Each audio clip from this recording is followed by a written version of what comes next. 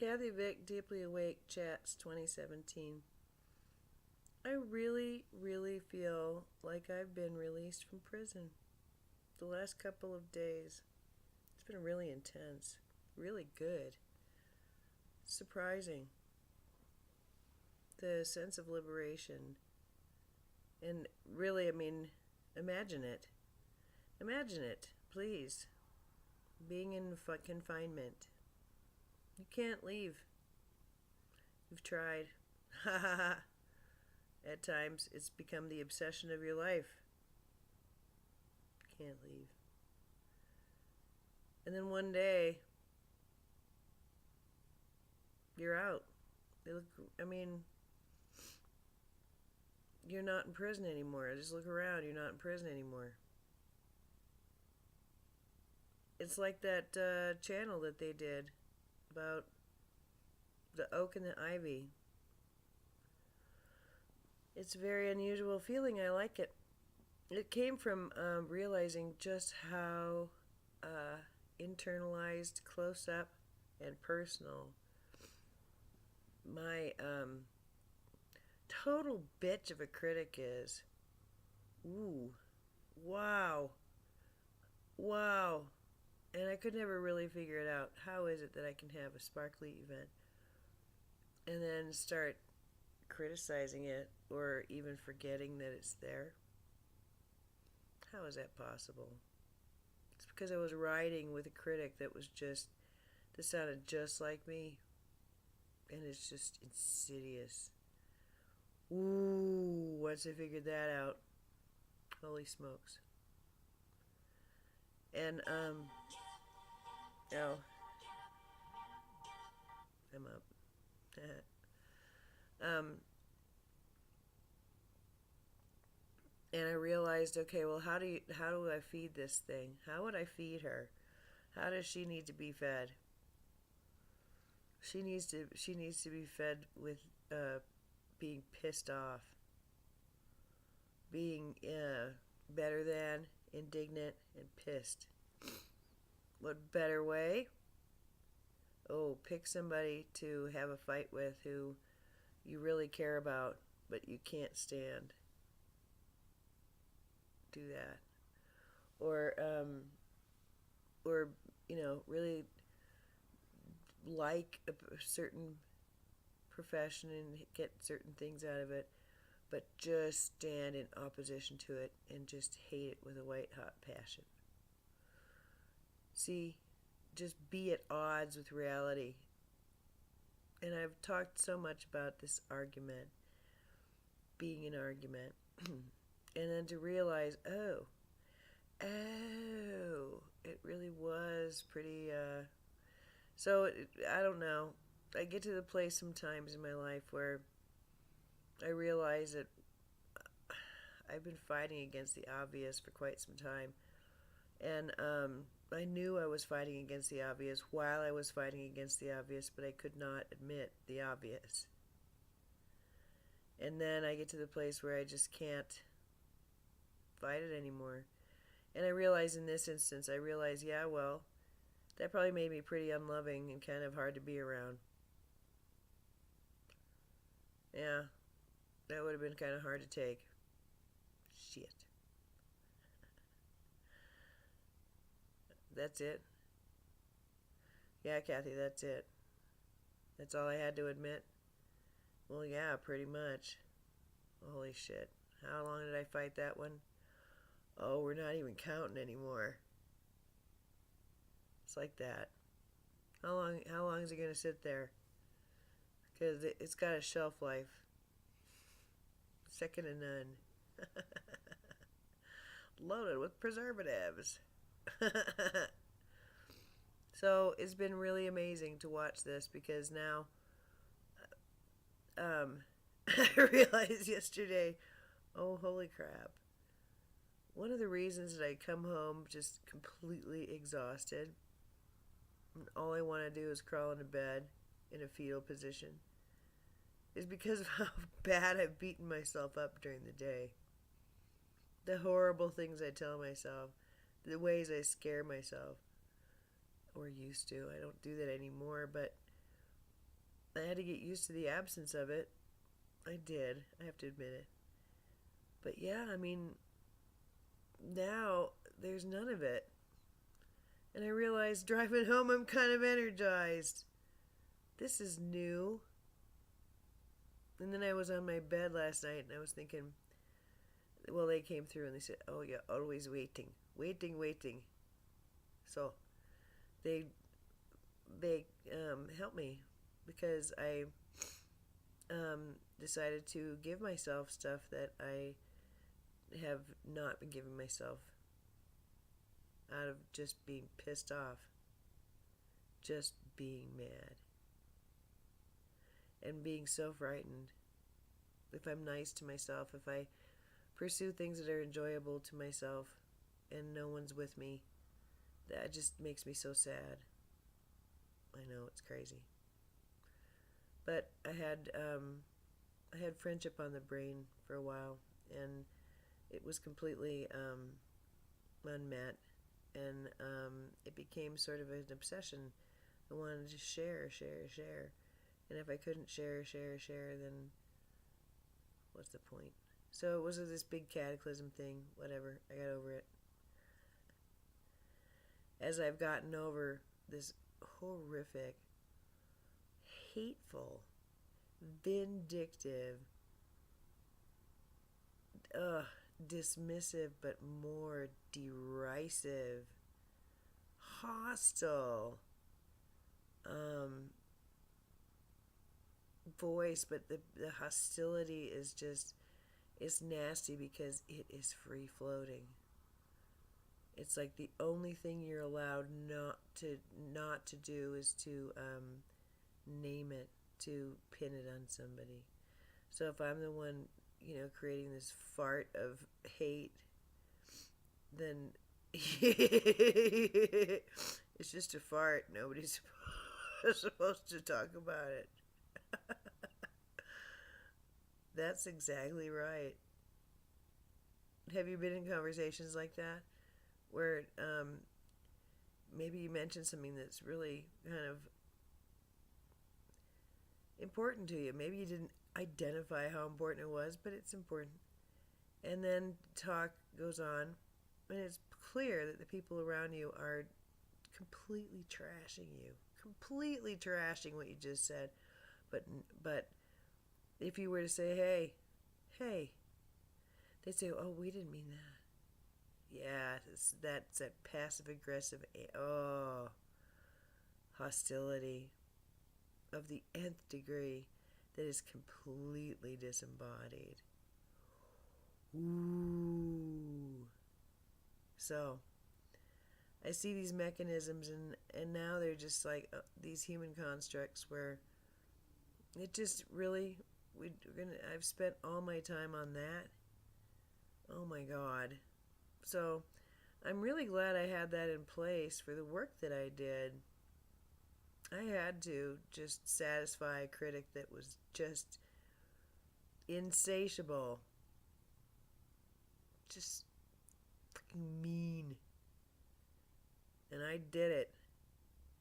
I'm not going to do anything half-assed, especially this. So I was very careful. But that's going away now. Goodbye. Goodbye, mean person in my brain. Bye-bye. It's more like, okay. It's more like a twin. Listen, I see that I was the weakling here for a really super long time, and I just would sort of roll over and let you take over. No more. You don't get to choose anymore who I hang with. Making sure that they've got things going on that in the end I just won't be able to roll with. Yeah, no, we're not going to do it that way anymore. Mm-mm. The dissatisfied, angry one doesn't get to choose anymore. Nope. The pissed off one who always feels like she got the raw end of the deal. No. And maybe if I really did tuck her in, like the other things I've tucked in, like my fear and my anger and my other things, Because really, it seems very, really um, physical now. Like it really, truly is. It's not just a dream, it is a real, live person who really, truly, honest to God, is just past the point of breaking, is so tired, is so fatigued, and so disappointed and angry. And I could just never figure out where that was coming from. Because I could smell it in the air, but I could never really pin it down. Oh, I got to see it. I understand it now. Oh. And I see I don't know, just the horrible behavior that I can certainly engage in when I'm in that space. And so it is true. If I feel ambivalence, that's a no. Maybe not right away, but it's a no. But acknowledging it, that's enough now. You know, I don't have to have the one who's going to, tear it apart and put it back together again about 20 million times like a meth head. I'm not going to do that anymore. I'm not tweaking over stuff like that. Because now I realize who the tweaker is. And if she's up tweaking, it means that she's not in bed resting. It's time to rest, not to tweak. So it's a very good movement forward. But it does mean that I don't engage in stuff that I have an argument with. That seems to make sense. And that means I do stuff that I can in the light of day. If it comes to pass, someone, nudges me on the shoulder and says, "Hey, were you involved in this?" I go, "Yeah, well, what, yeah. How come?" But maybe not even the how come, just a yeah. And maybe it is what some would consider naughty or wrong or bad or slighty. Yeah. What about it? What's it to you? And if it's got, then we talk. And that feels good. I like that better. And it also then obviously means that I don't engage in stuff that doesn't feel good from the get-go, doy. And, then the trick is if something feels good, but it's not looking at it something that I am proud to be part of. But it feels good. But I'm not proud. And now it's time to do the things that I'm proud of. Not doing the things I'm proud of, that's karma. Or doing the things I'm not proud of, that's karma. Doing the things I'm proud of, well, I think that's just living in alignment. And who I have in that sector of living is who I have. And why would I think that I'd be alone? Probably less alone than in the land of I love you, I hate you.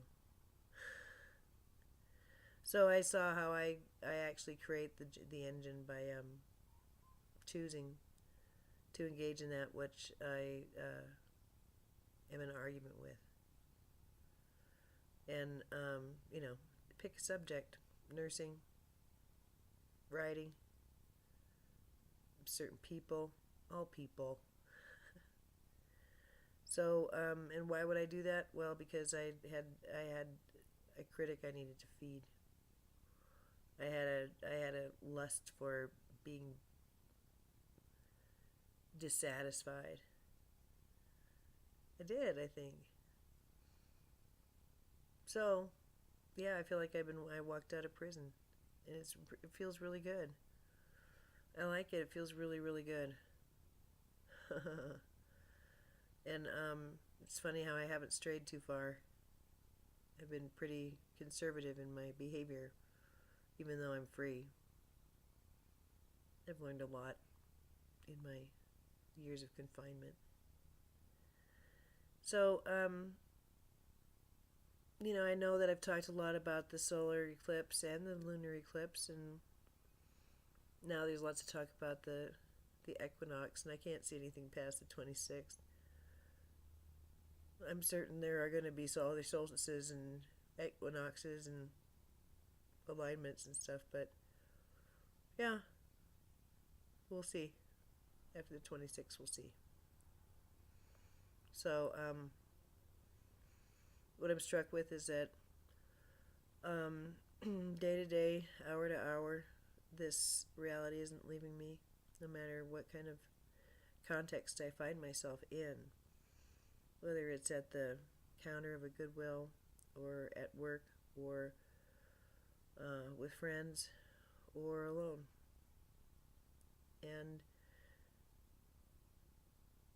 I know now that when I'm argumentative with this reality, it means I'm in the lower agreement field. It means I'm standing, nuzzling the neck of my critic, saying, "Oh, don't leave me. I never will." Yeah, I know. Unless I tell you to get out. Go take a nap. So yeah, that critic is a real bitch. Wow. A super, super bitch. You know what makes somebody a super bitch, in my opinion? Somebody who will not own the fact that they are a super bitch. Ooh, yeah. And I think I was a really, really, really, like, super big offender. Talk about defensiveness. Talk about prickliness. Talk about don't point out my dark. Because I had such a, my blind spot was so huge. So immense.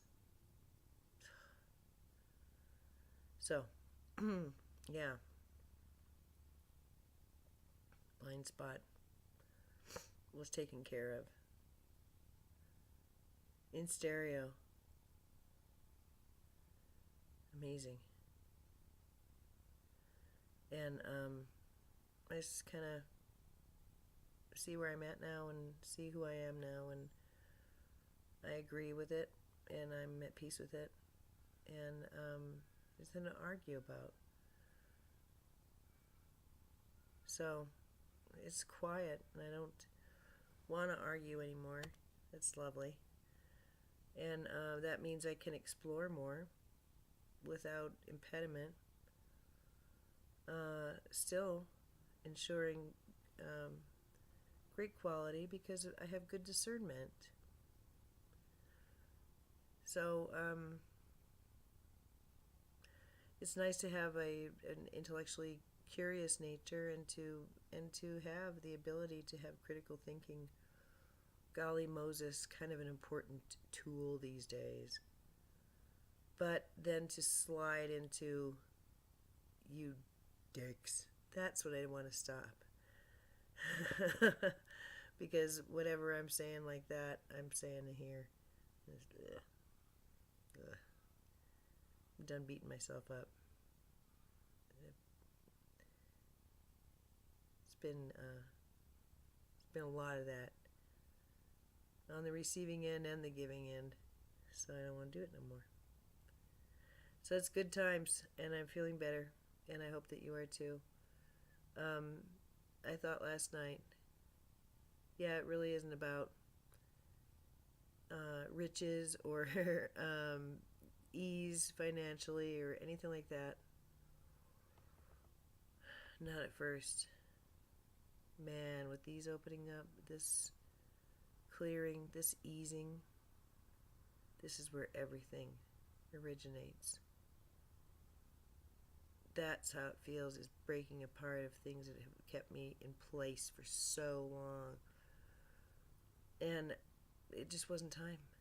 And I look at it now and go, really? Really? I was stuck in cement for that?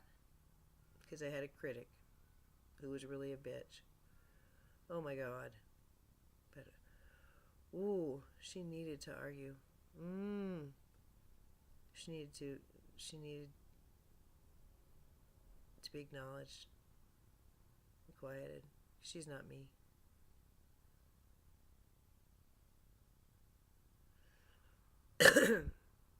I don't think that behavior is normal in anybody.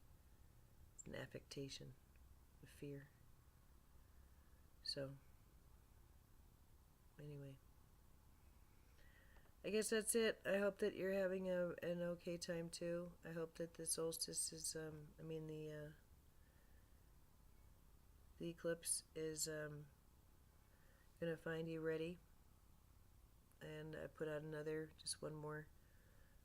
If you want to work with me with the eclipse, you know my intentions. And I don't have to know about it. You can just state your intention or declare that, the work that I do as I work, I'll be taking along your work, or I don't know if I like that, but just know that if you don't know how to do this stuff, or it's not interesting to you, but it's, as a practitioner, but as an onlooker, it's interesting, that you're being helped. Let's leave it like that. And if you have things that you want to say to the sun or whatever, you can do that. You don't need me. You don't need me. That's why I don't like that. You don't need me.